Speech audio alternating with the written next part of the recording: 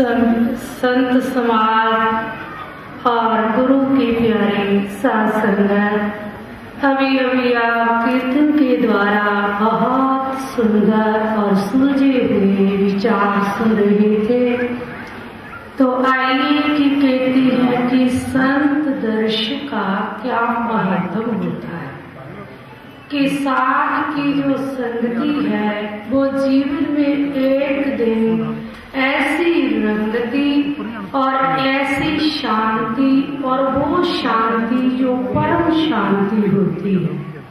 कहते हैं कि जीवन की सार्थकता का हमको कहाँ से पता चलता है, जब तक हम साध की संगति नहीं करते तब तक हमको अपने जो भीतरी रूप है, जो हमारा भीतर अंतःकरण है, उसके विषय में ज्ञान नहीं होगा।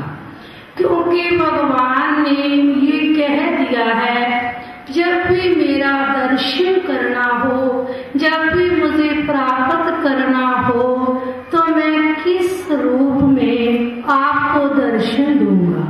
तो इस विषय में जैसे कहा है, कूदो मैं और संत दो नाही, मैं ही बसो संतन हृदय माही। तो उद्धव को क्या कहा कि देखो मेरा और संत के दो रूप नहीं। जब मुझे प्राप्त करना है तो किसी न किसी महापुरुष के हृदय से प्राप्त होगा। हृदय का भाव कैसा कि उनके ज्ञान के द्वारा, उनकी रहनी के द्वारा, उनकी करनी के द्वारा, उनके जीवन के द्वारा मेरे दर्शन होंगे।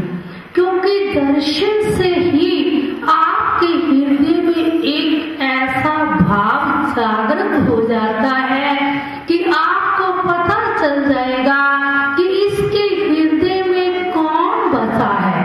देखो, जिसके हृदय में गुरु की वाणी का निवास हो जाता है, जब हृदय में निवास होगा तो उसका जीवन भी वैसा हो जाएगा। उसकी करनी से, उसके व्यवहार से, जैसे हमारे सामने साक्षात त्याग मूर्ति, नमता मूर्ति ये महाराज श्री जी बैठे हैं, तो मैं नाम लेने में कुछ संकोच करती हूँ, क्योंकि बड़ों का नाम लेना छोटों के मुख से अच्छा नहीं लगता। इसलिए हमारे जो द्वापा मंडल के प्रधान है, ये साक्षात नम्रता की मूर्ति। जैसे कहा कि संत शब्द में 3 शब्द आते हैं, सो न तो ये संत की पहचान है कि जिसके जीवन में सिमरन हो, जिसके जीवन में नम्रता हो, जिसके जीवन में त्याग हो, ये तीनों अक्षर संयुक्त करके, एकत्रित करके तो उनसे संत मिलता है।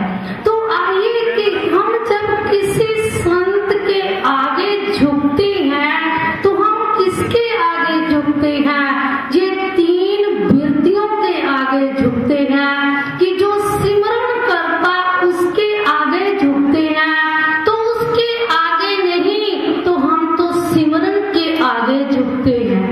न का अर्थ है नम्रता। तो हम किसके आगे झुकते हैं? तो जब हम झुकते हैं तो नम्रता, जिसके जीवन में नम्र हो, जिसके जीवन में झुकाव हो, जैसे किसी ने कहा है कि झुकते वो हैं जिनमें जान होती है, अकड़ना खास मुर्दे की पहचान होती है। तो इसलिए संतों के जीवन से हमें क्या अनुभव होता है? संतों के जीवन से हमारी 3 वृत्तियां सुधरती हैं। जो संसार में भटकती हुई वृत्ति है तो वो सिमरन में जोड़ देते हैं। तो जो हमारे मन में सिमरन आ जाए, जिसको हम कहते हैं नाम, नाम का सिमरन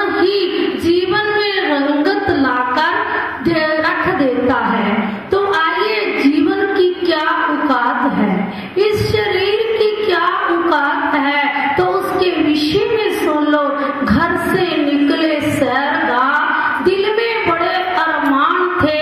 एक तरफ थी सैरगा, एक तरफ शमशान थे। पैर में एक हड्डी आई, उसके ये बयान थे, मूर्ख संभल कर चल, हम भी कभी इंसान थे। बंदे के जीवन में क्या है?